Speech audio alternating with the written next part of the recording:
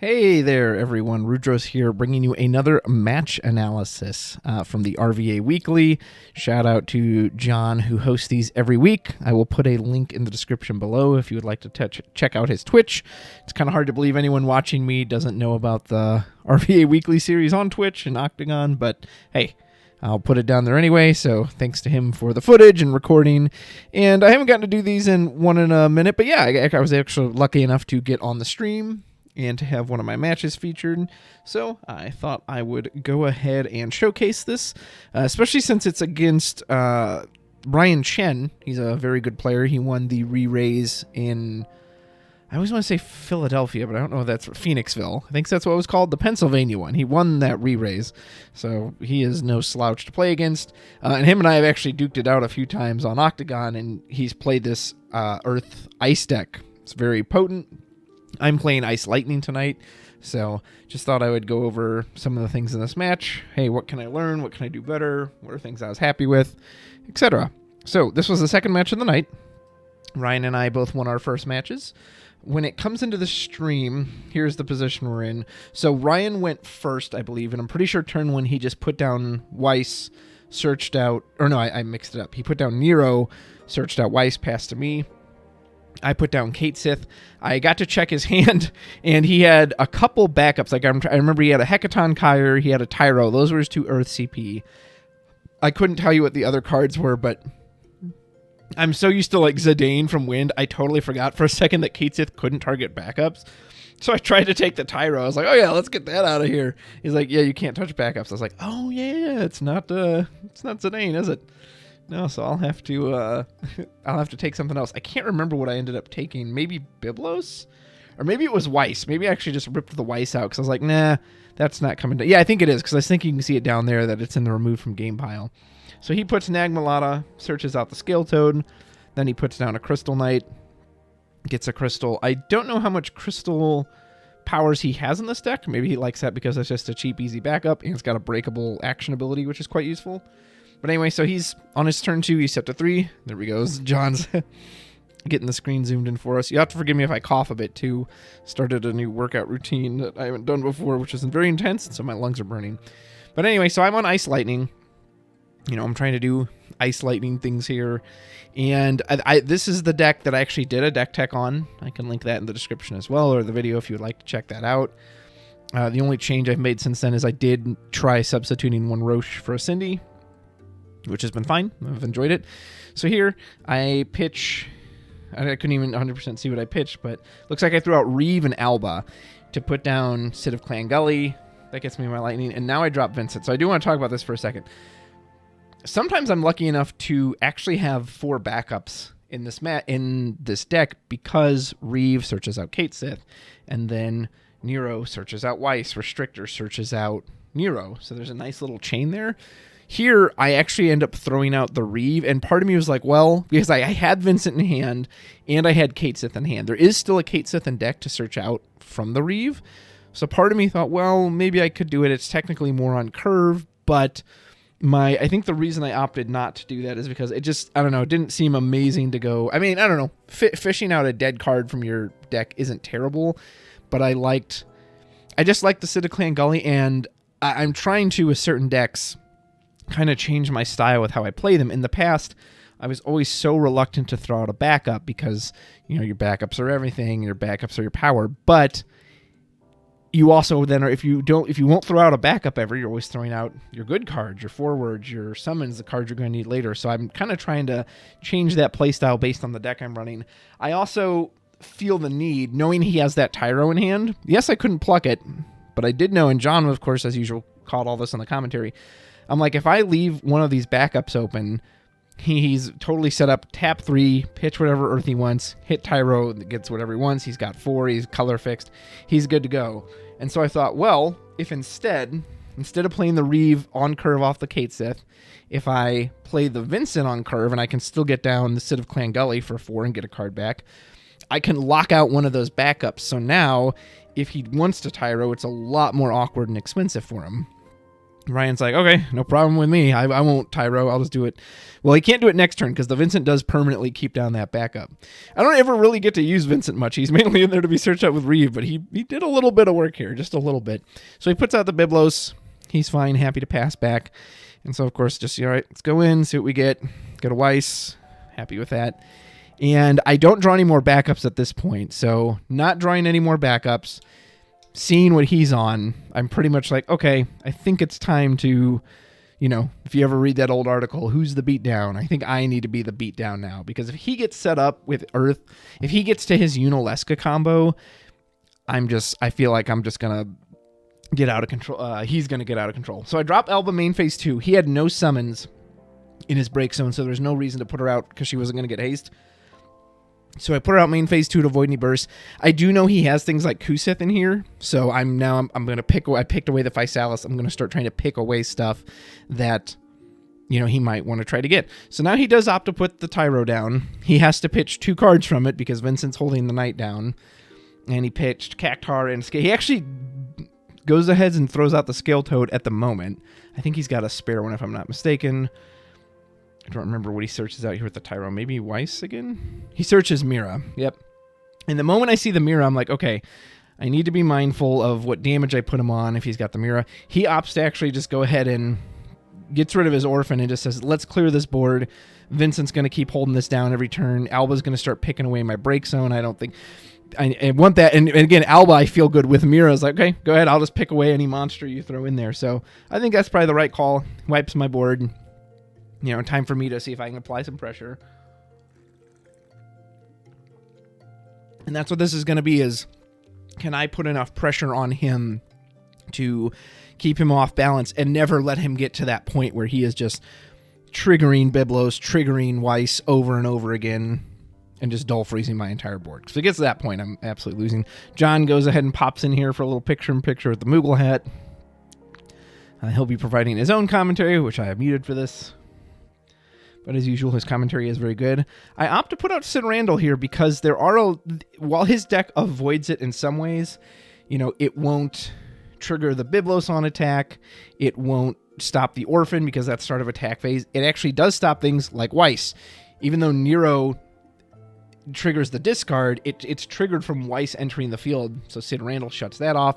If he has Physalis, yes, I won't stop the attack. It will shut off the initial entry ability. The Mira doesn't work anymore either. There's, I can't remember off the top of my head. I might see it as we go through here. There's another card I knew has a really good entry effect. I was like, nope, let's just shut that off. Unfortunately, I don't remember a lot of what was in my hand here. It was a few days ago now, or it was last night, but I played a lot of matches and everything, so nonetheless, he opts to instead just put out Scale Toad, says, okay, I've got a big old hand. He's going to start attacking my hand. And so now I've kind of got a choice of like, well, all right, do I care about the discard? I have to be careful because if I start discarding the Scale Toad, now Biblos is going to start dull freezing my forwards. So I go in for a point of damage. 2 is still very safe because Biblos doesn't come on until 3. I mean, yeah, he's potentially got Mira, but I know he's got nothing else in there at the time to get it. And then I think I bring out Al Cid here if I'm not mistaken. I pitched 1 card. Yep, so here comes Al Cid. And Al Cid is going to play Laswell. And I believe I go after his Tyro with the Laswell, if I'm not mistaken. Luckily, Al Cid, the freeze is optional, so I don't have to freeze my own forwards, which is quite nice. So I don't get to take advantage of the freeze, but it does give me some tempo or aggression. Laswell is going to take out Tyro. Now, my biggest concern here, because I know I'm going wide, is Shantoto. Okay, if he Shantotos me, this game's probably over. He's on 5 backups. He's got 2 monsters. I'm on 2. Like, I just didn't know way I'm coming. So I am a little scared of Shantoto here. However, I have a big decision to make here. And I'm like, well, Scale Toad's going to make me bite 1 anyway. What if I take out another backup? Because I have Charlotte in hand here. And so I'm thinking, well, if I play Charlotte, then I can dull freeze a second backup because of Laswell trigger again, which I opt to do. I'm now protecting Sid Randall, Laswell, Al Cid. She's going to take out my... Now, this is probably the first real big decision that, was this a mistake or not? The problem here is, again, fearing Shantoto, if he Totos me, I now just lose another forward to the board, and it's definitely over. However, my thinking was, and John even caught on to this too, is that I check his hand, he's going to go to 4 in hand. So there's if he has Shantoto, there is no way I can prevent it. He still has enough, but it now does require him to dump his entire hand. Whereas beforehand, if I had just left the Tyro and I hadn't Dull Frozen the Knight, he could still Shantoto and he would still retain a card in hand. And, top decking completely versus having one card with no knowledge, he gets to still keep the best card in his hand, sans Shantoto. So for me, the risk was worth it. I said, okay, let's just try it. If he's got it, I'm pretty much going to lose anyway. But again, this way, even if he has it, I've sent him to 0 cards in hand, so maybe it's worth it. I've also cut off his Earth CP, so he now also has to have another source of Earth CP to do something about it. He opts to pass. He just decides not to do anything.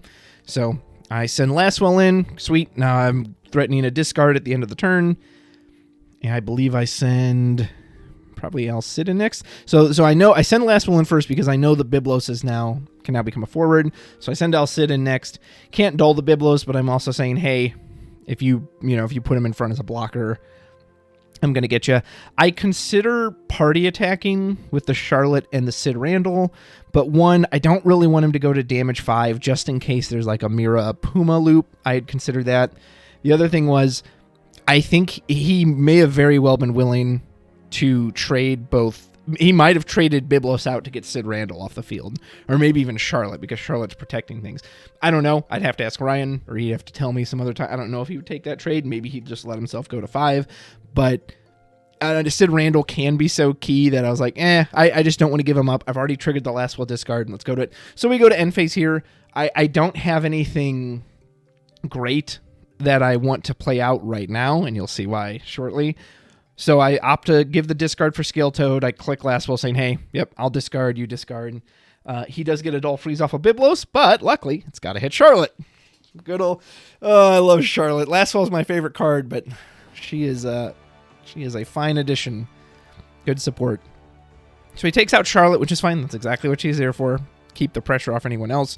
He does have 6 in hand. So again, if he has Shantoto here, he can just blow me out of the water. He can play it on curve finally. He would do 3 and then another 3 from hand. So it needs to still have 3 cards left in hand.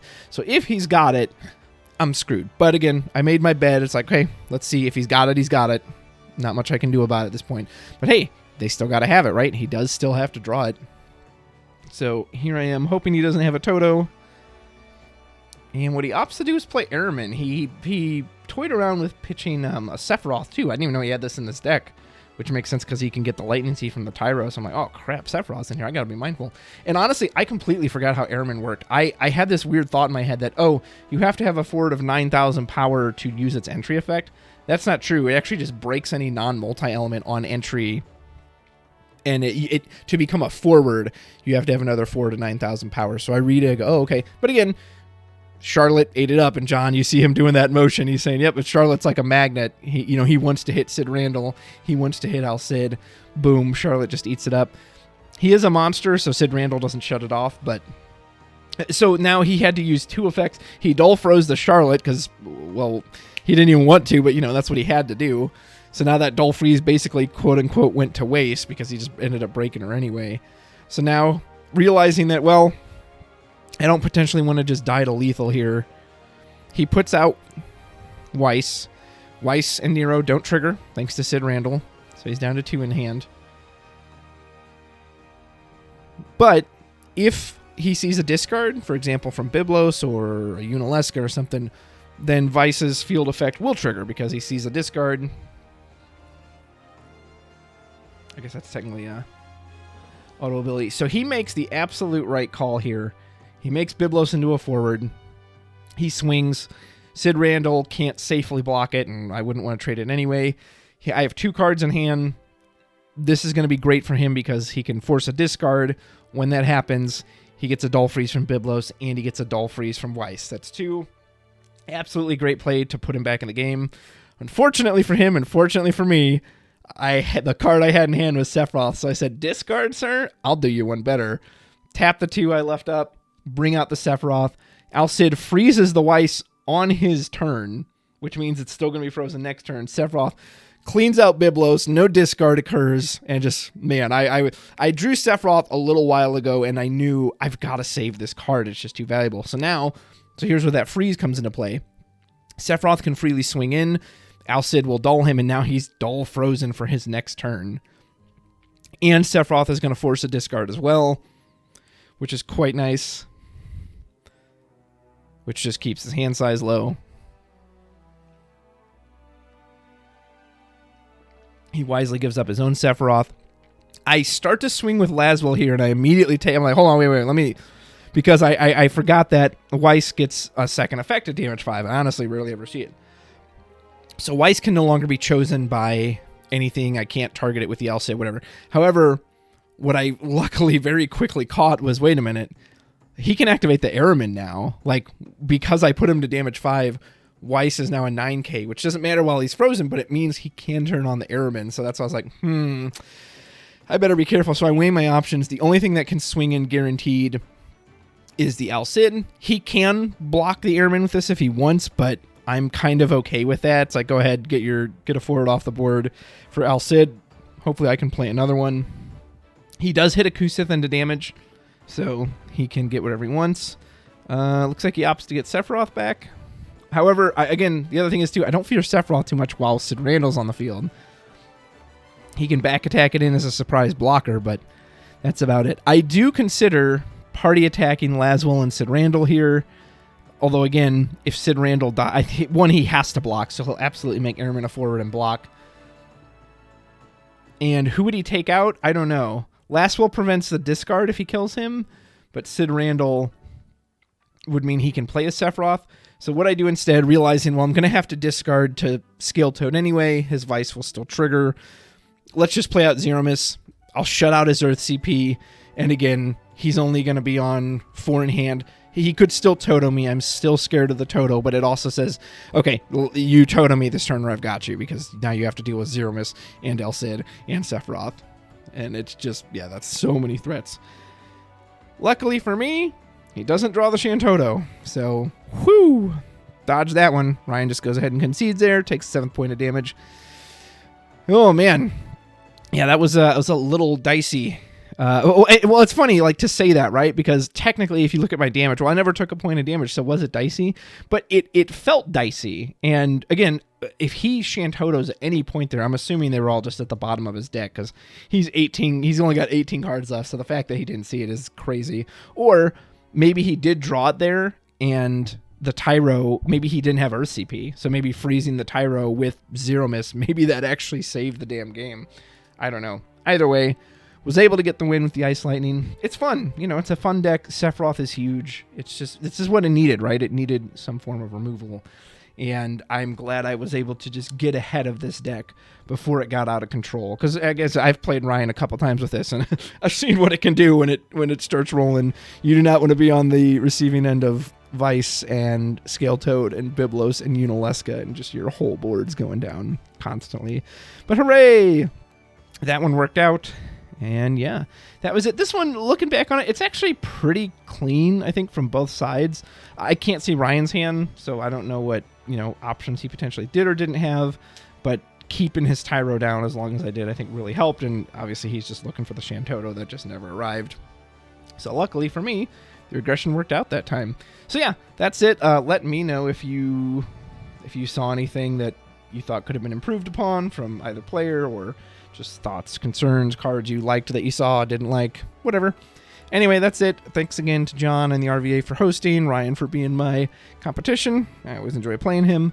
And yeah, that's about it. Let me know if you have any questions or concerns. All relevant information will be in the description below. And until next time, take care.